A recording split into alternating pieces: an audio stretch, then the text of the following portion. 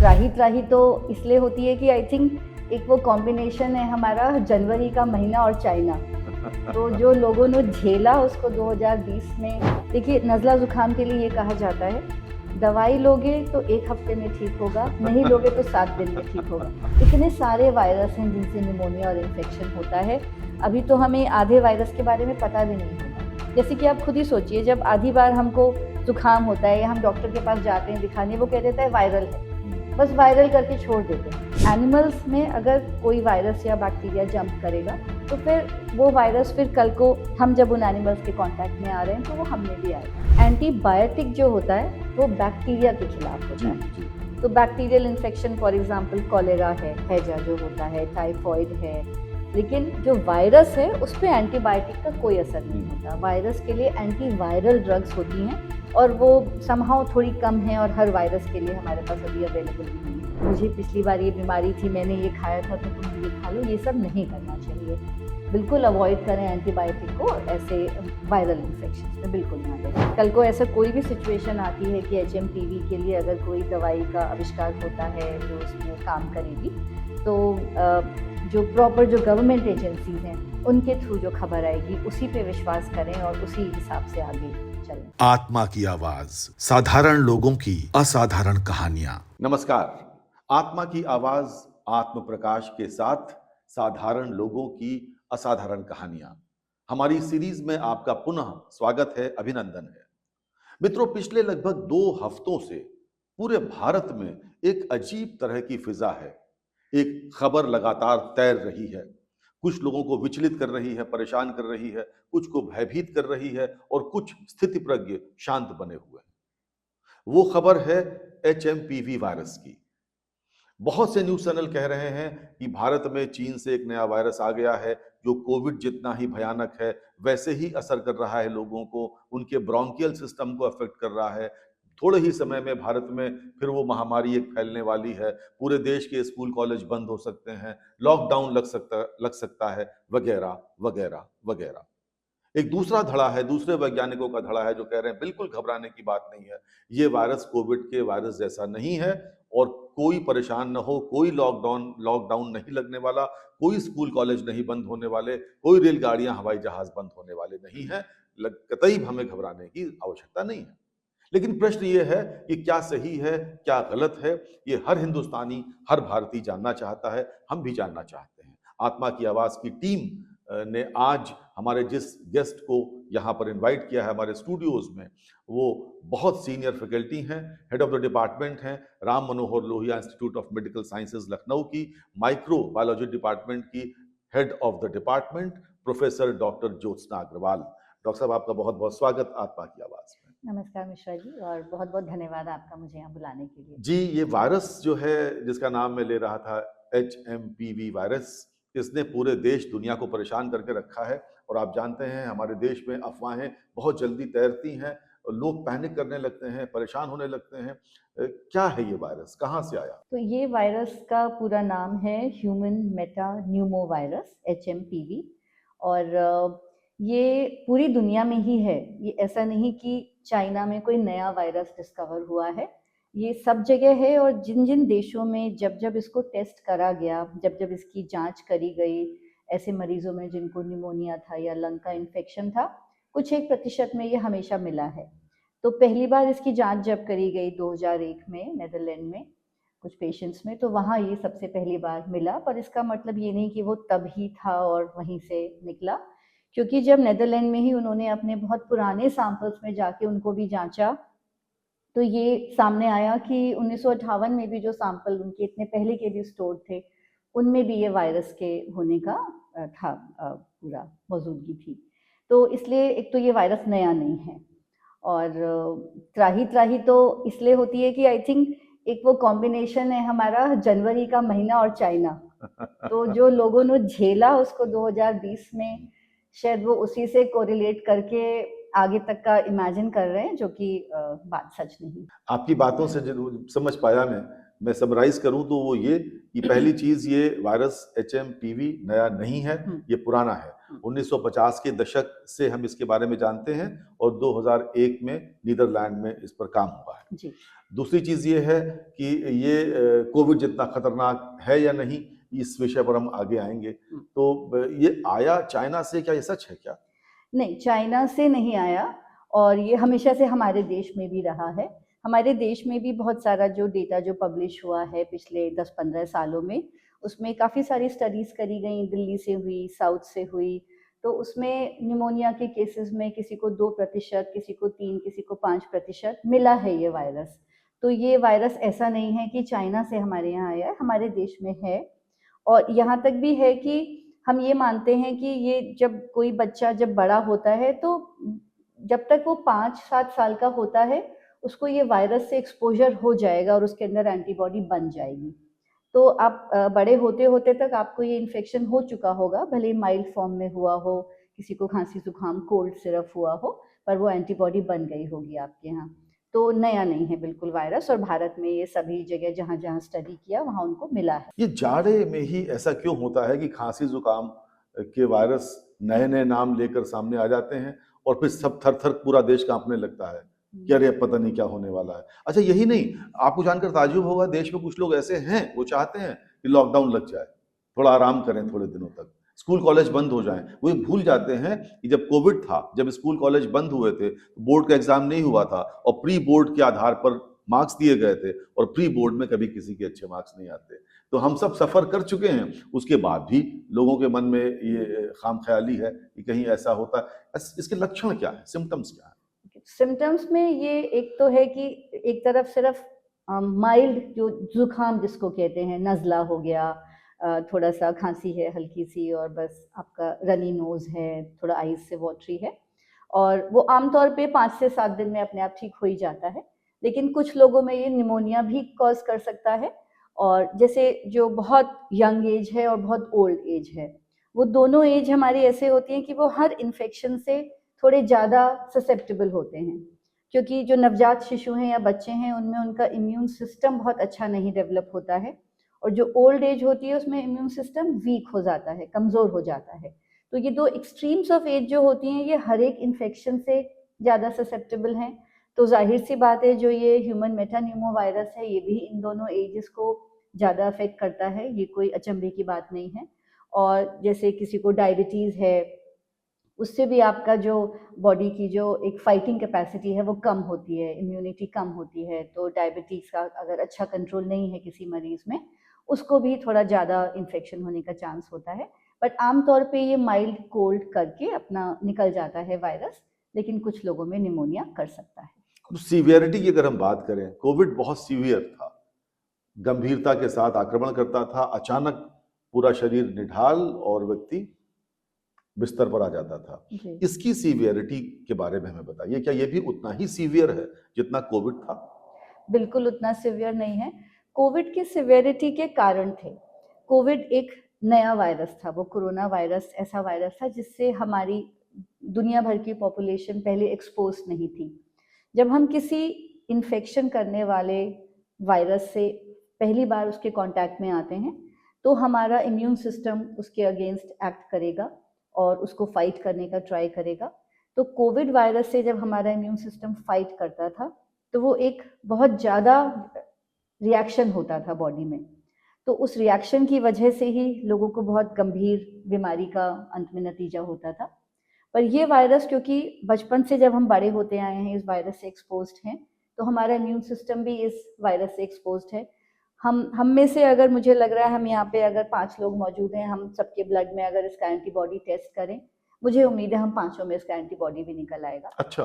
तो ये जो थोड़ी बहुत स्टडीज़ जो पब्लिश हुई हैं इस पे कि एंटीबॉडीज़ देखने के लिए, जैसा आपको याद होगा कोविड के टाइम में वैक्सीन लगने के बाद सब में जो एंटीबॉडी बन रही थी या इन्फेक्शन होने के बाद, पर ह्यूमन मेटान्यूमो वायरस क्योंकि बचपन से हमारी जो हवा में हम सांस ले रहे हैं उसमें है, तो हम ये उम्मीद करते हैं, साइंटिस्ट इस चीज़ को मानते हैं कि 80 से 90% तक के लोगों में जब तक वो 10 साल तक की उम्र के होते हैं तब तक उनमें ये एंटीबॉडी आ जाएगा। तो हमें एक प्रतिरोध की क्षमता है इसको फाइट करने की। तो उतना सीरियस इन्फेक्शन नहीं होना चाहिए।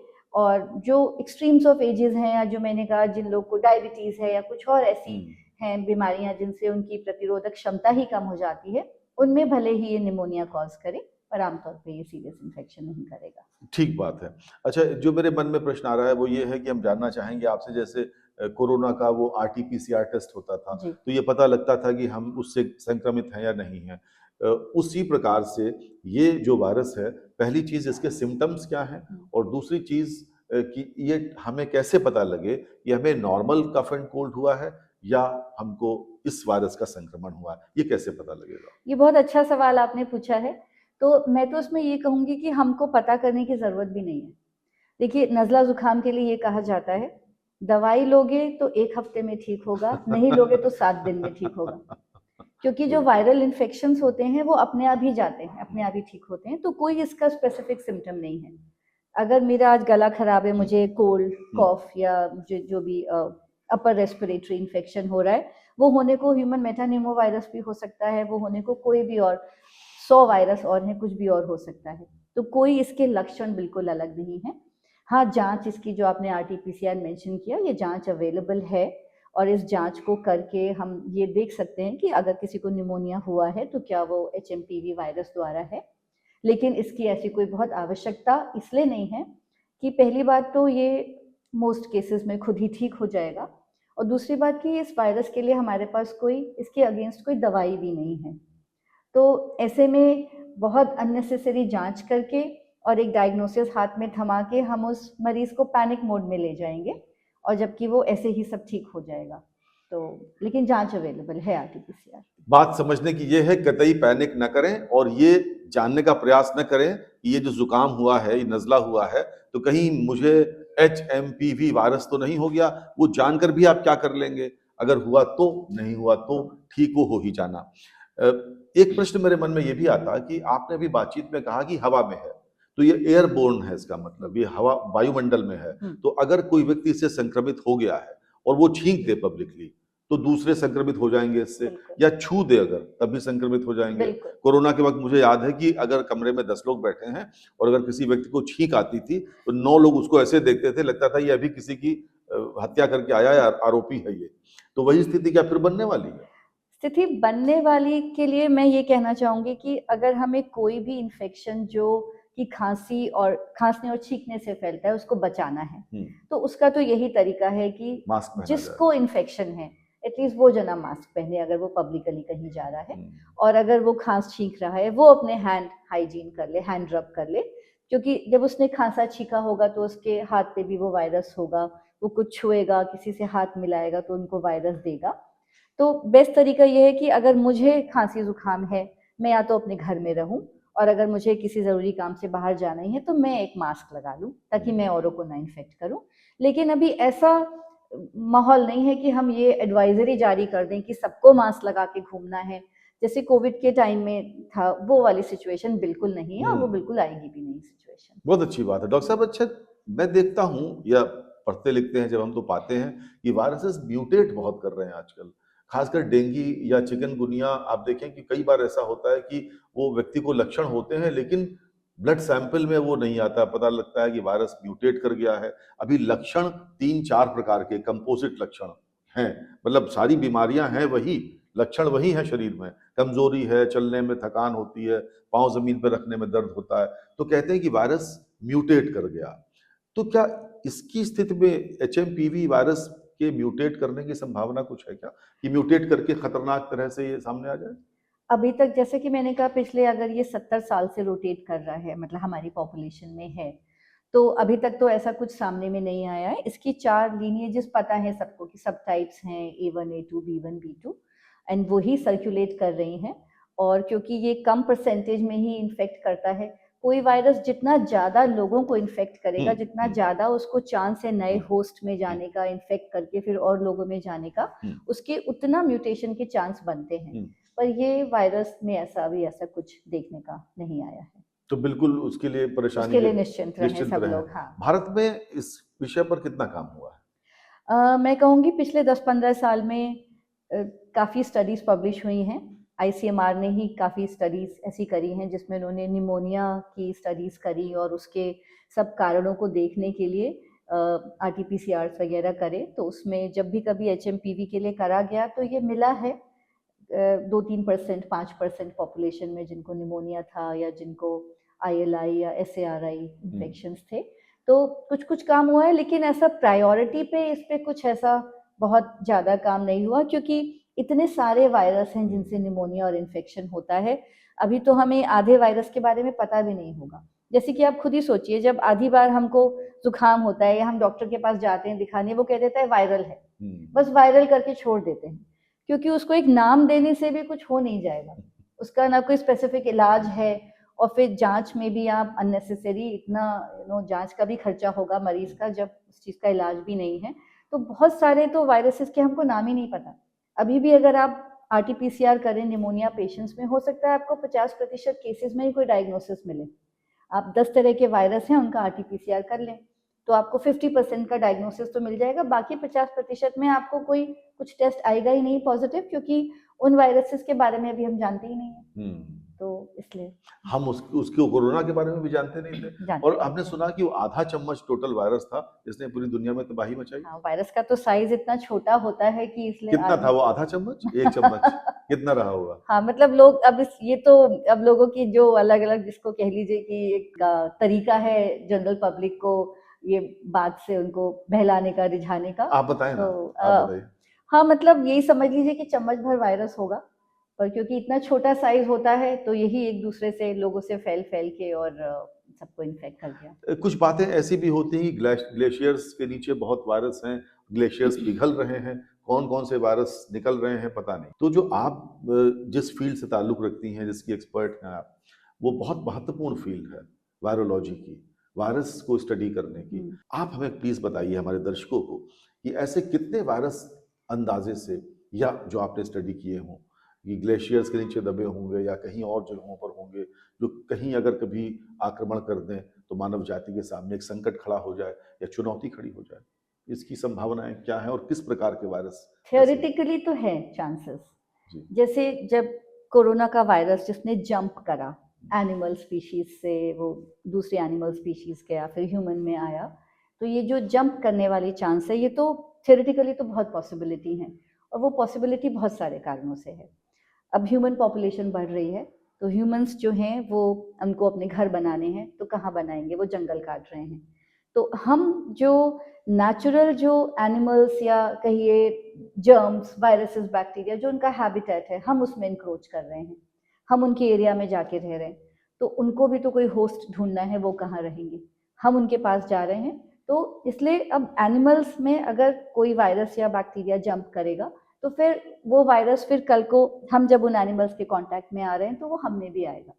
तो जो ह्यूमन और एनिमल इंटरेक्शन है, मैं कहूँगी क्योंकि ह्यूमन पॉपुलेशन इतना बढ़ रही है और फार्म्स हैं, सब कुछ है, और फार्म्स पे जो भी कंडीशन होती है, एनिमल्स भी सब आपस में पास में होते हैं, उनमें एक एनिमल से दूसरे एनिमल में वायरस जंप करे, फिर जो ह्यूमंस उनके कांटेक्ट में आए, उनमें आए, तो थियोरेटिकली ये पॉसिबिलिटी है। और जहाँ तक आपने ग्लेशियर्स की बात करी, एक जो ग्लोबल वार्मिंग जो हो रही है, उससे थोड़े बहुत चेंजेस तो देखने में आ ही रहे हैं, लेकिन इस बात को प्रिडिक्ट करना मुश्किल है कि ऐसा कौन सा वायरस है जो पर्टिकुलरली आके अब कोरोना जैसा ही एकदम तबाही मचाएगा।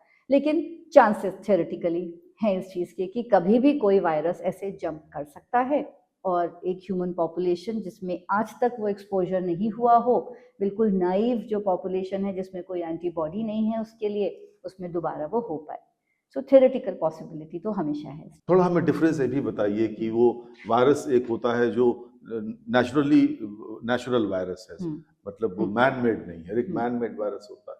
दोनों में क्या फर्क होता है? जो प्रयोगशालाओं में वायरस तैयार किए जाते हैं, जो रासायनिक युद्ध, जो केमिकल वॉरफेयर को लेकर के दुनिया में चिंता है। सो जो बायो टेररिज्म होता है, उसके लिए कुछ ऐसे कुछ बैक्टीरिया और कुछ वायरस ऐसे पता हैं वैज्ञानिकों को कि अब लोगों में इसकी इम्यूनिटी नहीं है। फॉर एग्जांपल अगर इसमें जाएं तो जैसे स्मॉल पॉक्स एक वायरस होता था, जिसको 70s में 77 में वर्ल्ड से इरेडिकेट कर जी दिया गया। जी बिल्कुल। तो उसके बाद अब लोगों में उसका वैक्सीन भी देना बंद हो गया। हम्म, तो हमारे जैसी जितनी भी पॉपुलेशन है उनमें उसके अगेंस्ट कोई एंटीबॉडी भी नहीं है। पर इस वायरस को दुनिया में 2-3 जगह बहुत हाई सिक्योरिटी में स्टोर करा गया। इसीलिए स्टोर करा गया कि कभी अगर कहीं पे कोई स्मॉल पॉक्स का आउटब्रेक फिर होता है तो इन वायरस से हम दोबारा वैक्सीन बना पाएँ। तो अब एक ये पॉसिबल है कि कोई बायो टेररिज्म कुछ हो ऐसा और ये वायरस कोई वहाँ से लीक करे। तो अब तो किसी पॉपुलेशन में उसका एंटीबॉडी नहीं है, उनकी वो प्रतिरोधक क्षमता नहीं है, तो और वो तो एक बहुत घातक बीमारी होती थी, जी तो वो फिर लोगों को नुकसान पहुंचा पाए। पर ये सब जो लैब मेड वायरस और ये सब, ये आधी तो बातें ही होती हैं जो निकल के आती हैं, मतलब इसमें कितनी सच्चाई है। जैसे कोरोना के लिए भी बहुत ऐसी बातें उड़ी थी कि इसको तो- वुहान में बनाया गया तो था बनाया लैब गया में। था कि नहीं? मतलब जो भी, जैसे हमारी जो एजेंसीज जिनको हम ट्रस्ट करते हैं, WHO है, वर्ल्ड हेल्थ ऑर्गेनाइजेशन, उसने इस चीज़ को बहुत बार क्लैरिफाई किया कोरोना काल में कि नहीं, ये मैन मेड वायरस नहीं प्रतीत होता। उसके बहुत सारे कारण थे कि उसका वो उसको दिखा पा रहे थे कि कैसे वो इवॉल्व हुआ, पहले किस एनिमल में था और कैसे आया। तो बहुत सारे कारणों से फिर इस मिथ को हटाया गया कि लेकिन ये क्या वो मिथ था? क्योंकि जो WHO के जो चीफ थे उस समय, बहुत से प्रश्न उन पर भी उठाए गए थे। उनके स्टैंड पर, उनके स्टेटमेंट्स पर बहुत से प्रश्न उठाए गए थे, जो बड़े लॉजिकल और रैशनल प्रश्न थे। WHO के तत्कालीन चीफ, मुझे उनका नाम नहीं याद आ रहा, कोरोना के वक्त वो थे। जी। तो विश्व तो भरोसा कर रहा आप पर, लेकिन क्या भरोसे के योग्य हैं? देखिए, ये आई थिंक एक कॉमन मैन में ये हमेशा एक क्वेश्चन मार्क तो बना रहेगा। बट जहाँ तक हमको एज मेडिकल डॉक्टर्स, जो लिटरेचर हम लोगों ने पढ़ा है, जो हम लोग की समझ है, जो हम लोग का विश्वास है, जी तो हम यही मानते हैं कि ये कोई लैब मेड वायरस नहीं था, ये नेचुरली इवॉल्व हुआ। अब जैसे भी वो एनिमल्स से जंप करके ह्यूमंस में आया और फिर उसने ये सब महामारी फैलाई। तो मेरा यही मानना है। लेकिन यस, हमेशा एक वो स्पेक ऑफ डाउट रहता है कि क्या पता लैब मेड हो ये। डॉक्टर साहब, आप हमारे साथ हैं, हमारे लिए बड़ी खुशी की बात है। हम आपसे ये भी जानना चाहेंगे कि अभी जहाँ भी कोई वायरल, आपने शुरू में बात हुई हमारी कि डॉक्टर साहब के पास हम गए, हमें बुखार हुआ, पेट दर्द हुआ, सर दर्द हुआ, ये हुआ, सब ये वायरल है, तो एंटीबायोटिक दे दी गई, एंटीबायोटिक खा ली। अब पूरा भारतवर्ष धीरे धीरे एंटीबायोटिक प्रोन होता जा रहा है। उसने इतनी एंटीबायोटिक अपने शरीर में हम लोग खा चुके हैं, एक तरह से लैब प्रयोगशाला अपने शरीर को हम भारतीय बना चुके हैं।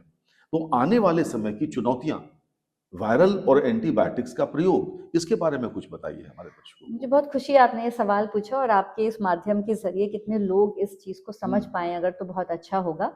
एंटीबायोटिक जो होता है वो बैक्टीरिया के खिलाफ जी होता है। जी तो bacterial infection, for example cholera है, हैजा जो होता है, टाइफॉइड है। लेकिन जो वायरस है उस पे एंटीबायोटिक का कोई असर नहीं होता। वायरस के लिए एंटीवायरल ड्रग्स होती हैं, और वो समहाउ थोड़ी कम है, और हर वायरस के लिए हमारे पास अभी अवेलेबल भी नहीं है।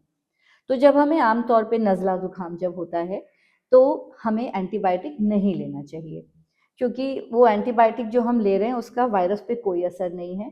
हम जो रिकवर हो रहे हैं, हम वो अपने आप अपनी प्रतिरोधक क्षमता से रिकवर हो रहे हैं, जिसमें कि आमतौर पे 5 से 7 दिन लग जाते हैं। और वो एंटीबायोटिक खाने से लेकिन डैमेज बहुत हो रहा है, ना सिर्फ हमें, हमारे अड़ोस पड़ोस, हमारी सोसाइटी, सबको। क्योंकि जब हम एंटीबायोटिक खा रहे हैं, हमारे शरीर में अंदर बहुत सारे बैक्टीरिया होते हैं हमारी इंटेस्टाइन में, वो सब उस बैक्टीरिया जो है उस एंटीबायोटिक के कांटेक्ट में आ रहे हैं। तो सब अपने आप को सर्वाइव कराने के लिए, सर्वाइवल के लिए रेजिस्टेंस डेवलप करते हैं। तो ये जो बैक्टीरिया होते हैं ये एंटीबायोटिक रेजिस्टेंस हो जाते हैं, फिर वही हमारे शरीर से और जगह जा रहे हैं और लोगों में जा रहे हैं। तो ये अननेसेसरी जो एंटीबायोटिक लोग खाते हैं, उससे हम अपना मनी भी वेस्ट कर रहे हैं, और पूरी सोसाइटी में इतना एंटीबायोटिक रेजिस्टेंस बढ़ा रहे हैं, जैसा कि आपने कहा। तो आगे आने वाले दिनों के लिए जब किसी को बैक्टीरिया का इन्फेक्शन होगा और जब एंटीबायोटिक की वाकई ज़रूरत होगी, तब वो एंटीबायोटिक वो बैक्टीरिया पे असरदार नहीं रहेगा। तो ये बिल्कुल नहीं करना चाहिए कि खांसी जुकाम या नज़ला होते ही एंटीबायोटिक खा लें, या किसी ने पहले कोई एंटीबायोटिक खाया था घर में, उसकी 2 टैबलेट बची हुई हैं तो तुम भी यही खा लो, और मुझे पिछली बार ये बीमारी थी, मैंने ये खाया था तो तुम भी ये खा लो। ये सब नहीं करना चाहिए। बिल्कुल अवॉइड करें एंटीबायोटिक को, ऐसे वायरल इन्फेक्शंस में बिल्कुल ना लें। अच्छा, हमारी जो इस वक्त वर्तमान दुनिया है, ये फंस गई है। आपका प्रोफेशन बहुत बहुत पायस, बहुत भद्र प्रोफेशन है, लेकिन उस प्रोफेशन के बारे में भी तमाम तरह की बातें हो रही हैं। एक उद्योग के रूप में डेवलप हुआ है और एक दुनिया है फार्मा इंडस्ट्री की, जो पूरे विश्व की कई सरकारों को सुनते हैं कंट्रोल करती है, काबू करती है। उसके उसके उसके 10 पॉइंट ऊपर नीचे करने से एक बड़ी जनसंख्या डायबिटिक हो जाती है या डायबिटीज के बाहर निकल आती है। HbA1c और पीपी और फास्टिंग की थोड़ी-थोड़ी जब मेजरमेंट ऊपर नीचे करते ही पूरे वैश्विक स्तर पर बड़ा असर उसका पड़ता है। इस सूरत हाल में जबकि हम एक उपभोक्तावादी युग में रह रहे हैं, जहाँ पर मार्केट फोर्सेस का बहुत जलवा है, तो इस बात की कितनी संभावना है कि कल को कोई फार्मा कंपनी, कोई मेडिकल कंपनी कहे कि साहब हम HMPV वायरस का हमने वो बना लिया है, क्या कहते हैं, टीका, और बाजार में बेचने लगे। अच्छा, टीका मान लीजिए नहीं बन सकता है इतनी जल्दी, तो कहे कि हमने डोज हम ले आए हैं, ये डोज है 50 रुपए की, 100 रुपए की, 150 रुपए की। तो लोगों को क्या करना चाहिए? मैं यही कहूँगी कि हाँ, जो मेडिकल प्रोफेशन है, जो एथिकली जो डॉक्टर्स काम कर रहे हैं, आई एम श्योर आप लोग को सही एडवाइस ही देंगे।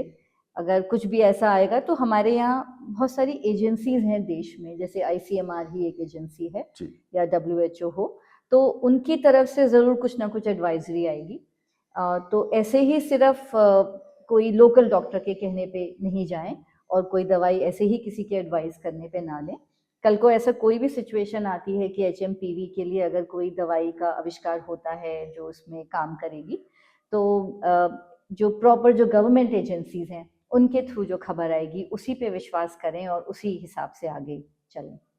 तो आत्मा की आवाज में आज हमने बात की प्रोफेसर डॉक्टर ज्योत्सना अग्रवाल से, जो microbiology department Ram Manohar Lohia Institute of Medical sciences की हेड ऑफ द डिपार्टमेंट हैं, HOD हैं, बहुत सीनियर डॉक्टर हैं। और ये बातचीत का लब्बो-लुबाब ये निकला दोस्तों, पहली बात, HMPV वायरस कोई हवा नहीं है, उससे डरने की जरूरत नहीं है। वो कोरोना वायरस जितना खतरनाक भी नहीं है, बिल्कुल भी नहीं है, और वो एक सामान्य खांसी जुकाम वाली स्थिति है। लिहाजा आप इस डर को अपने दिमाग से निकाल दें। ये कतई भविष्य में भारत में कोई महामारी नहीं आने वाली, किसी तरह से स्कूल कॉलेज बंद होने वाले नहीं है, कोई लॉकडाउन लगने वाला नहीं है। जिंदगी सामान्य गति से चलती रहनी है। डॉक्टर साहब, मैंने अगर कुछ गलत कहा हो तो कृपया आप ठीक कर नहीं, दें। बिल्कुल आपने बिल्कुल सही बोला और मुझे बहुत खुशी है कि आप अपने प्रोग्राम के जरिए लोगों में ये चेतना दे रहे हैं कि वो अननेसेसरी ना पैनिक करें और घबराएं, और किसी को ऐसे HMPV के RT-PCR कराने की ज़रूरत नहीं है, इसके बारे में सोचने की ज़रूरत नहीं है। सरकार है, डॉक्टर्स हैं सोचने के लिए, ऐसा कुछ होगा तो समय पे बिल्कुल जो एडवाइजरी चाहिए उसको जारी किया जाएगा, पर अभी ऐसा कोई सिचुएशन नहीं है। और मस्त रहिए, खुश रहिए, अपने परिवार के साथ आनंद में रहिए। आत्मा की आवाज में आज का एपिसोड यहीं तक। हम बहुत धन्यवाद देंगे प्रोफेसर डॉक्टर ज्योत्सना अग्रवाल जी को। बहुत बहुत धन्यवाद आत्मा की आवाज में आने के लिए, और आप सबका बहुत बहुत धन्यवाद अपने घरों में बैठकर हमारे इस एपिसोड को देखने के लिए। पूरी टीम की ओर से नमस्कार। Please like, comment and subscribe.